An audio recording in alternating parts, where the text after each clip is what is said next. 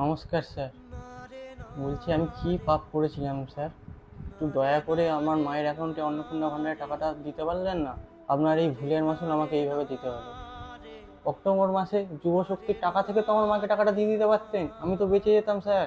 আর দয়া করে পাড়া কাকিমা দিদিরা প্লিজ দয়া করে আমার মাকে বলবেন না যে আপনাদের অ্যাকাউন্টে টাকা ঢুকে গেছে।